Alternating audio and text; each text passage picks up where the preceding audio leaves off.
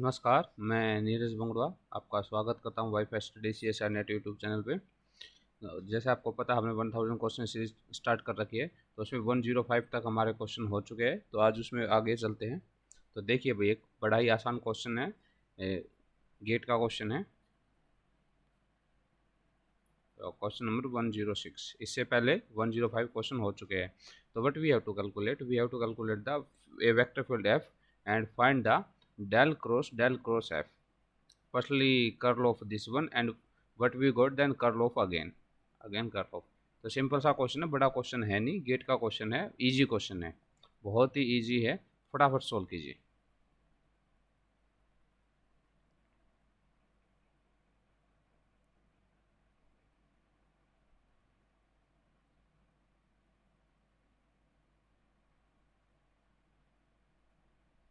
Can you solve it?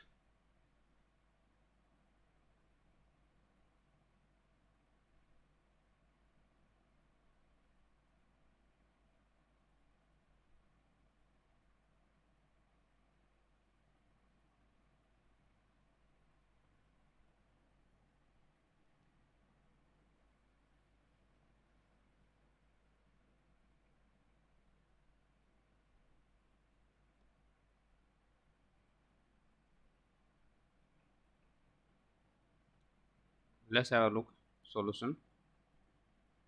What we have given? We have given a force vector field F which is equal to xi plus में 2yj plus में 3zk, xi plus में 2yj plus में 3zk, and what we have to calculate? Curl of f. This one we have to calculate. Firstly calculate the curl of f which is equal to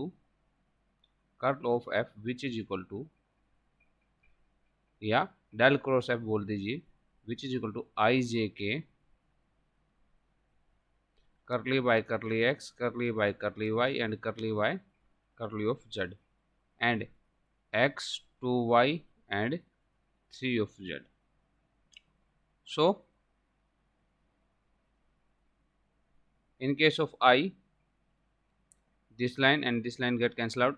करली by curly Y multiply by 3z, मतलब करली Y into में 3z minus करली by करली z into में 2 of y, which means this is also 0 and this one is also 0. So 4i it become 0, 4i it become 0 means 0. Again minus of j, this term and this term, then curly by curly x, again this one 0 and curly by curly z x, again this term 0. Now in case of k, this and this one, curly by curly X 2 of वाई ये फिर 0 हो गया and curly by curly x मतलब ये फिर आपका 0 हो गया। क्यों भाई? एक्स के लिए आपका वाई कांस्टेंट, वाई के लिए आपका जेड कांस्टेंट और एक्स कांस्टेंट, ये हो गया। तो आपका डेल क्रॉस एफ किसके इक्वल आ गया? डेल क्रॉस एफ किसके इक्वल आ गया? कर्ल ऑफ एफ किसके इक्वल आ गया? डेल क्रॉस एफ बोल दीजिए, कर्ल ऑफ एफ किसके इक्वल बोल दीजिए? 0 के। अब 0 का आप कर्ल लोगे, 0 का आप कर्ल लोगे या 0 का अगेन क्रॉस प्रोडक्ट करोगे डेल के साथ, तो वो भी आपका 0 ही रहेगा, वो अनदर कोई क्वांटिटी नहीं बनेगी। तो ऑप्शन आपका ए हो गया। ठीक, ऑप्शन। इस तरह के क्वेश्चन भाई, इस तरह के क्वेश्चन अब CSIR में ज़्यादा पूछे जाने लगे हैं, तो आपको इस तरह के क्वेश्चन करेंगे। और ज़्यादा से ज़्यादा क्या पूछ लेता कभी कभार, ऐसे ये ना दे के आपको क्या कहेगा, ये कंडीशन ना दे के क्या कहेगा, अगर आपका फील्ड कंजर्वेटिव है, यहाँ पर आपको कोई ए दे देगा, तो ए की वैल्यू कैलकुलेट कीजिए। सोलेनोइडल है तो फिर कैलकुलेट कीजिए, रोटेशनल इरोटेशनल है तो कैलकुलेट कीजिए। कुछ इस तरह घुमा के भी पूछने लगा है, तो उस तरह के क्वेश्चन भी आप लोग चेक करोगे, और मैंने पहले भी करवाए हैं। ठीक है, तो ये इस तरह के क्वेश्चन काफ़ी इंपॉर्टेंट एग्जाम में आते रहते हैं।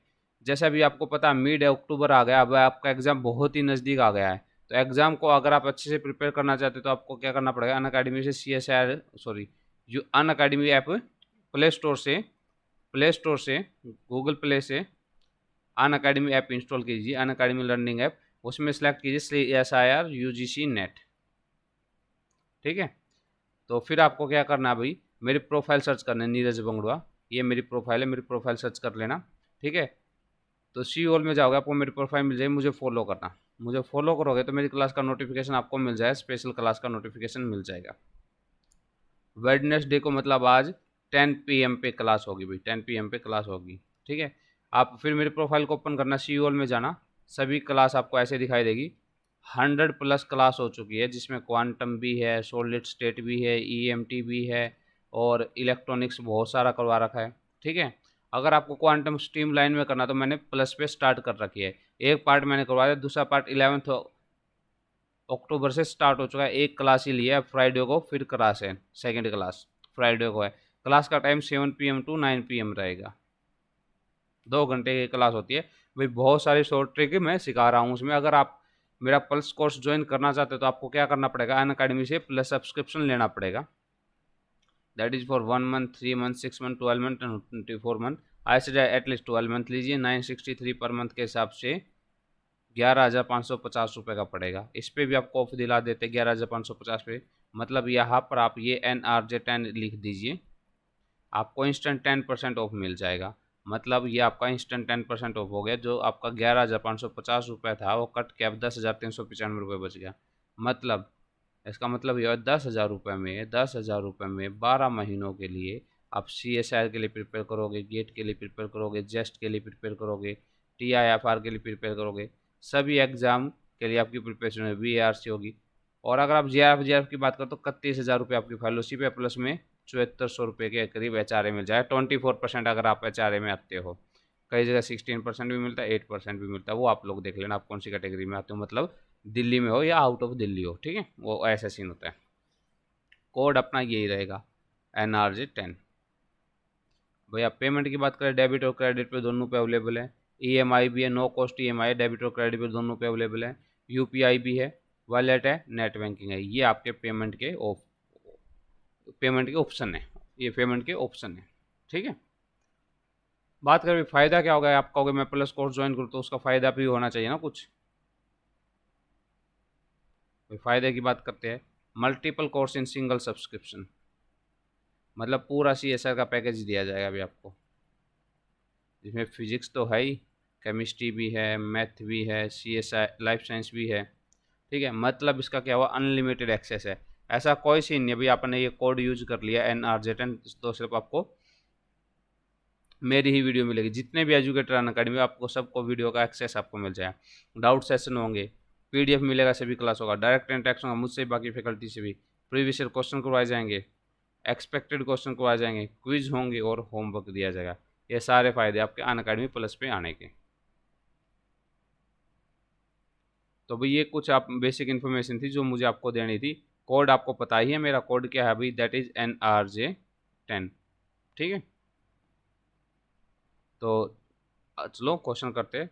बड़ा ही इंपॉर्टेंट क्वेश्चन है, कीजिए। If the equation of state of gas with in A with internal energy U is PV is equal to 1/3U, then equation for an adiabatic process is क्या रहेगा, PV की पावर 1/3, PV की power 2/3, PV की power 4/3 and PV की power 3/5 सभी constant है। क्या रहेगा भाई, आपको गिवन है एक इक्वेशन, एडियाबैटिक में इक्वेशन गिवन है।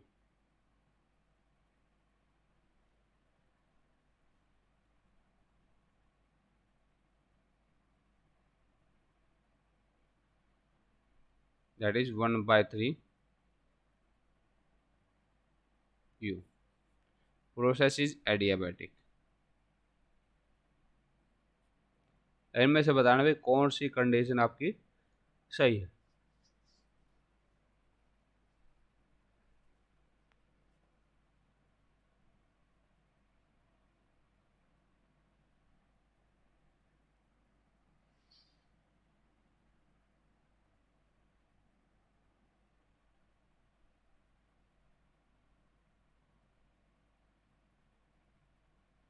हो जाएगा।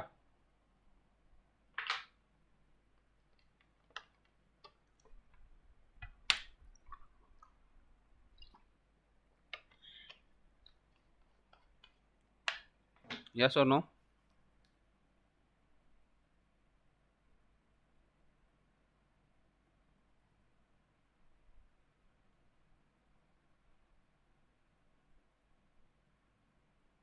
What we have given a equation which is PV is equal to 1/3U, and we have to find the equation in adiabatic process.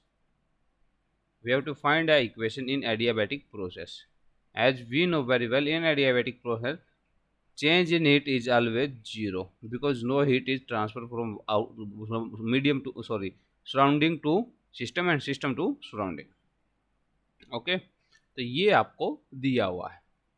तो इसमें दो तरीके से आप करेंगे, एक मैं आपको शॉर्ट ट्रिक भी बता दूंगा। दो तरह का क्वेश्चन होता है, एक इसमें ये पूछा जाता है P V equal to 2/3 u, एक क्वेश्चन आपका ये बनता है और ये एक क्वेश्चन आपका ये बनता है। तो दोनों में मैं आपको शॉर्ट ट्रिक बता देता हूँ। तो आपको क्या करना है, जब इस तरह का हो तो आइडियाबैटिक प्रोसेस है, फर्स्ट लॉ ऑफ मोशन के फर्स्ट लॉ ऑफ थर्मोडायनेमिक्स के according D U plus D W in adiabatic process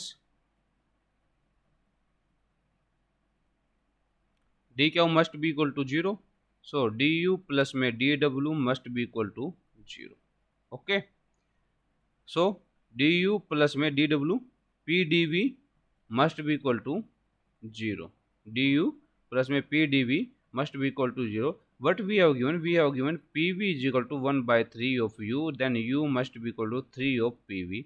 Put this value in this equation. So D U की जगह आ जाएगा 3PV प्लस में PDV which must be equal to 0. Differentiate कीजिए, 3 बाहर आ जाएगा, that is PDV plus में PDV। ठीक है, अगेन आपका क्या हो जाएगा, आपकी बार V कांस्टेंट हो जाए 3V, तो dp आ जाएगा which is equal to 0, pdv and 3pdv मतलब 4pdv प्लस में 3vdp which is equal to 0। इसको इक्वेशन नंबर 1 मान ले, divide equation number 1 bye 3pv, 3pv से डिवाइड कर दीजिए, ये हो जाएगा भाई आपका 4pdv divide by 3pv plus में 3vdp divide by 3pv which is equal to 0। या 0 से डिवाइड करने का तो कोई मतलब ही नहीं बनता ना, जो कैंसिल हो रहा कैंसिल, p से p गया, v से v गया, 3 से 3 गया, तो क्या बचा 4/3 dv बाई v प्लस में dp by p which must be equal to 0। ये हो गया अभी आपका 4/3 dp बाई p प्लस में dv by v, not dp, dv by v plus में dp by p which must be equal to 0। Integrate कर दीजिए, ये जाए 4/3 natural log of v plus में नेचुरल लॉग ऑफ p, यहाँ पर some constant आ गया दैट इज c। ठीक है, ये हो गया नेचुरल लॉग ऑफ v की पावर 4/3 प्लस में natural log of p which is equal to some constant. तो ये क्या हो जाएगा, ये ऐसे लिखिए अभी नेचुरल लॉग ऑफ c, तो ये हो जाएगा अभी आपका natural log of P V की power 4/3 is equal to natural log of c। तो पी वी की 4/3 इज इक्वल टू कॉन्स्टेंट, ये आपका आंसर आ गया। तो ऑप्शन में चलिए ऐसा कोई ऑप्शन है, option C is the correct option, ये तो भाई आपको प्रॉपर चैनल से मैंने सोल्व करना बता दिया। Question number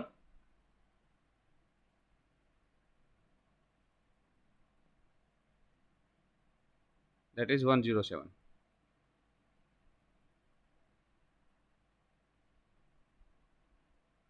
that is 107।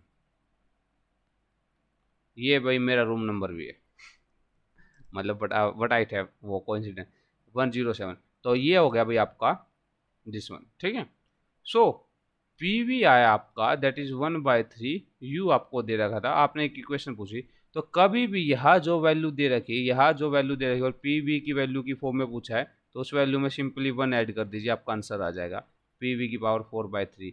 u/3 अगर ये दे दे पीवी इज इक्वल 2/3u, तो उसमें आ जाए पीवी की पावर 5/3। सिंपल सा उसमें 1 ऐड कर दीजिए, आपका आंसर आ जाए, पूरा सोल्व करने की जरूरत नहीं है। ये आपकी क्या है, शॉर्ट ट्रिक है। ये क्या है, शॉर्ट ट्रिक है। शॉर्ट ट्रिक का कोई लॉजिक नहीं होता, जो जहाँ वैलिड हो जाए ठीक है, इसलिए मैंने आपको बता दिया। ठीक है, सोल्व मैंने प्रॉपर चैनल से भी करवा दिया, आपको जैसा अच्छा लगे वैसे आप लोग देख लेना। आगे चले, देखिएगा बड़ा ही इजी क्वेश्चन है। गेट सॉल्व कीजिए। The total number of accessible state of N non interacting particle of spin half is 2 n n square 2 n/2 and n। Number of accessible state पूछा भाई।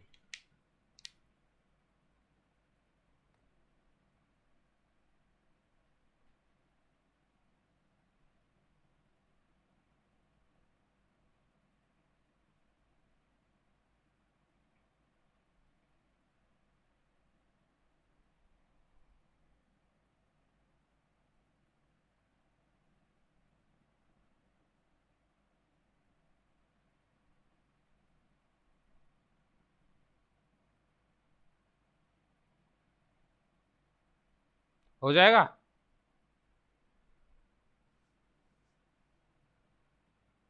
Total number of accessible state की कैसे होगी N non interacting particle के लिए।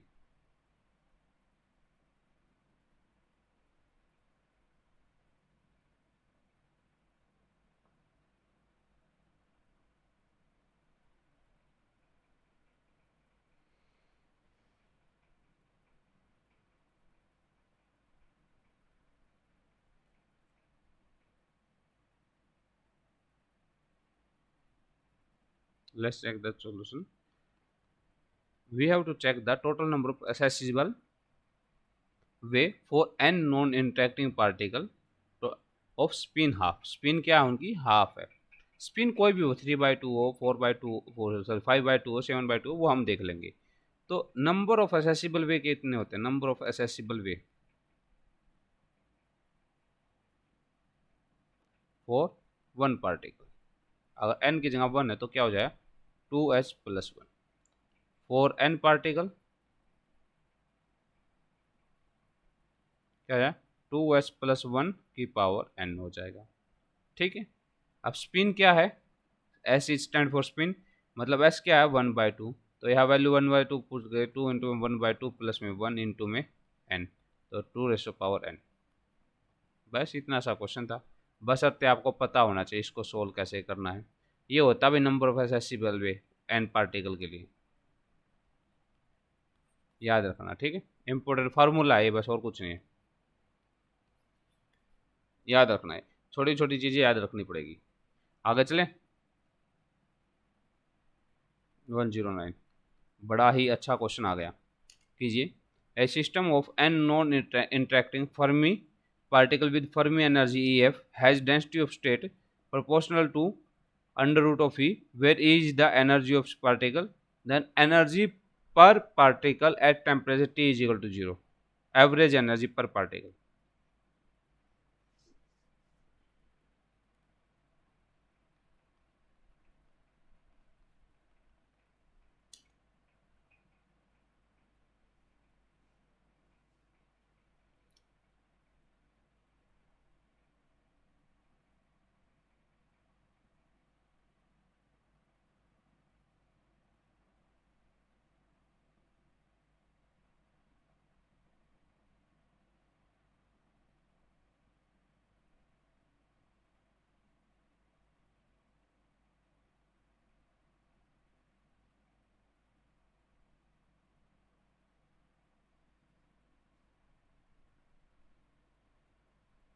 हो जाएगा।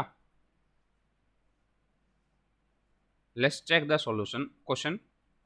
What we have given a system of n a, a system of non-interacting Fermi particle with Fermi energy EF has density of state की बात की है proportional to E not equal to proportional to under root of E।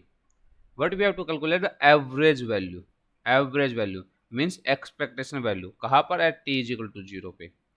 तो what we have given a density of state which is equal to e d की power s minus 1 which is equal to under root of E. इसको भी हटा देते हैं थोड़ी देर के लिए। That is density of state must be equal to under root of E.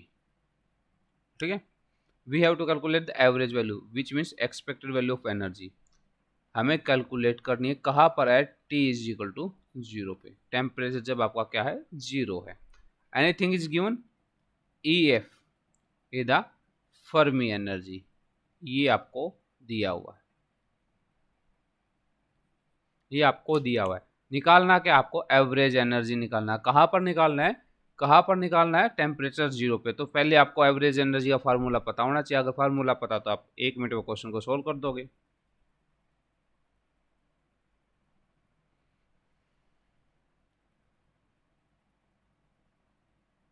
Solution देखिए, what we have to calculate the average energy which must be equal to zero से ई एफ, फर्मी एनर्जी है आपका, क्या रहेगा, energy multiply में density of state multiply में function of energy and D divide by zero से E F, zero से ई,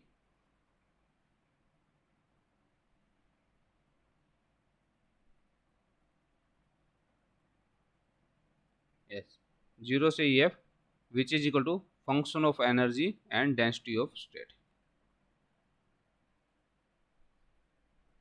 and density of state D.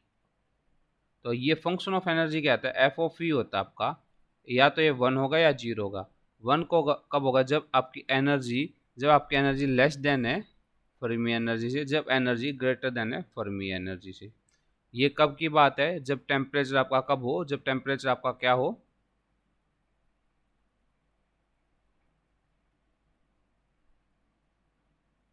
Eight T is equal to zero पे। तो भाई at T is equal to zero, तो ये हो जाएगा जीरो से ई एफ, ई इंटू में एफ ऑफ ई आपका 1 हो गया, डेंसिटी ऑफ स्टेट आपका अंडर रूट ई है, यहाँ पर चलिए जीरो से ई एफ, यहाँ पर आपका खाली ई बचेगा डी ई, और यहाँ पर डी ई, जीरो वाले लिखने की जरूरत नहीं क्योंकि वो जीरो से सब मल्टीप्लाई हो गया, वही हो जाएगा zero.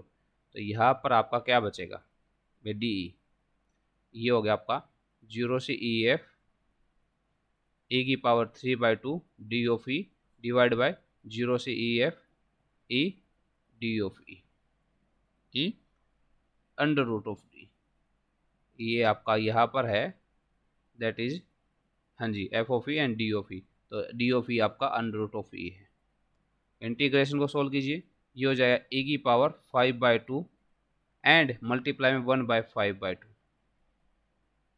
I mean not multiply this one 5/2, और ये हो जाएगा आपका ए रेशो पावर 3/2 एंड ऊपर जाएगा 3/2, ऊपर जाएगा 3/2, और लिमिट आपकी क्या रहेगी, जीरो से ए एफ, मतलब 2 से 2 कैंसिल हो गया, ये वाली वैल्यू से ये वाली वैल्यू कैंसिल होगी, 5/2 में से 3/2 गया तो क्या बचे आपके पास, that is E ratio zero से ई एफ, और यहाँ पर क्या बचेगा 3/5 बच गया। वैल्यू पुट करोगे जीरो के केस में तो जीरो है, 3/5 ई एफ, 3/5 ई एफ आपका आंसर आ गया। तो ऐसा देखिए कोई ऑप्शन है 3/5 ई एफ वाला, ऑप्शन डी आपका है। बस आपको एक्सपेक्टेड वैल्यू ऑफ एनर्जी का फार्मूला पता होना चाहिए। एक्सपेक्टेड वैल्यू ऑफ एनर्जी का फार्मूला पता होने के बाद तो क्वेश्चन 2 मिनट में चुटकियों में सोल्व हो जाएगा, ठीक है, फिर तो क्वेश्चन में कुछ बचेगा ही नहीं। आगे चले, आई होप समझ में आ गया होगा। अरे ये तो इतना आसान क्वेश्चन है और इतनी बार आ चुका, नेट में, गेट में, जेस्ट में, हर जगह पूछा गया। नेट में तो सीधा इसको 5-5 नंबर में भी पूछ लेते हैं, आपको ये याद रखना है, सोल्व नहीं करना। ये क्वेश्चन मैं क्या लिखूं, गेट में पूछा गया है, नेट में भी पूछा गया है, जेस्ट में भी पूछा गया है, सब जगह ये क्वेश्चन पूछा गया है। इसको लिखिए मोस्ट इंपोर्टेंट क्वेश्चन, ठीक है। क्वेश्चन नंबर 110 या 110 कीजिए, electric field and magnetic field amplitude associated with an electromagnetic radiation from A point source behave at a distance r from the source as a constant, b constant, a directly proportional 1/r, b directly proportional 1/r, directive बोल रहे हो तो 1/r बोलना, other inversely बोलोगे तो r बोल देना, ठीक है। जैसे आप नेक्स्ट में बोल देता हूँ, E inversely proportional R square, B inversely proportional R square, option D E directly proportional 1/r cube and B inversely proportional r cube, ऐसे भी बोल सकते हो। तो which of one is option is correct option?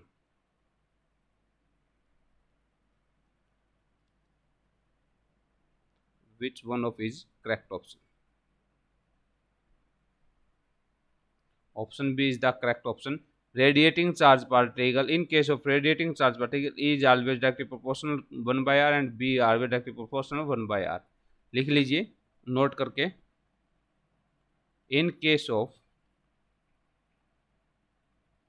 radiating charge particle,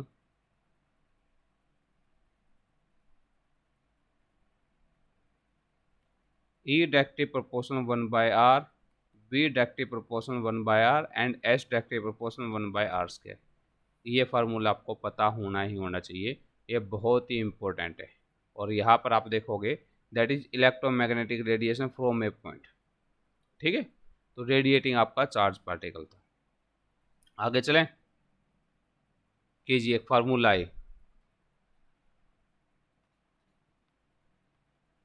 nucleus में है, nuclear physics का formula है भाई, सिंपल सा फार्मूला है। Which of the following expression for the total binding energy, बड़ा ही पॉपुलर फार्मूला है। Binding energy B of the nucleus is correct.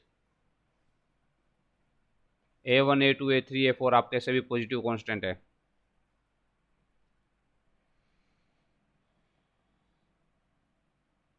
बता ही देता हूँ, 111 है।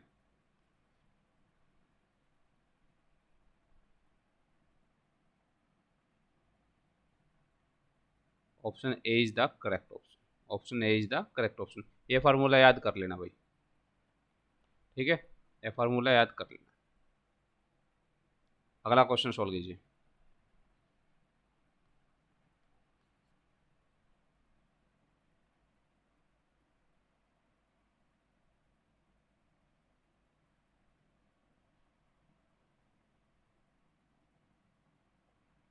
फर्मी कैसे, यह बात याद रखना।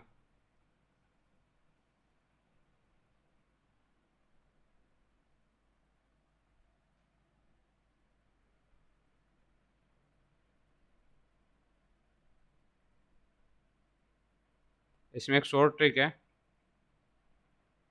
और बता दूंगा मैं, उसी तरीके से याद कर लेना।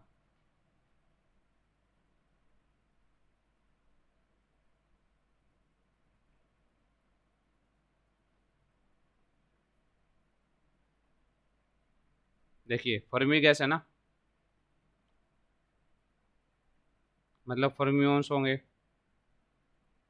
फर्मियोन से मतलब उनका कोई ना कोई मास होगा, मास है तो एस की वैल्यू क्या हो जाएगी, 2 हो जाएगी। तो P V directly proportional U S by D होता है। P V directly proportional U S by D होता है। अगर आपको पी पूछा है तो S by D U by V हो जाएगा। तो एस क्या हो जाएगा भाई, पी डायरेक्टली प्रोपोर्शनल या इक्वल टू लगा लीजिए 2 डायमेंशन आल पे 3 लोग जब तक नहीं दिया यू बाई वी, ये आपका ऑप्शन है, B is the correct option, B is the correct option. इस तरीके से आपको याद करना है। ये मैंने कुछ कोशिश की है, छोटे छोटे क्वेश्चन जिसमें बहुत सारी शॉर्ट ट्रिक है वो बताने की। आई होप आपको ये वीडियो पसंद आया होगा।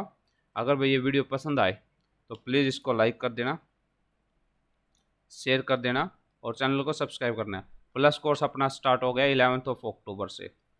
क्लास का टाइमिंग 7 PM टू 9 PM है।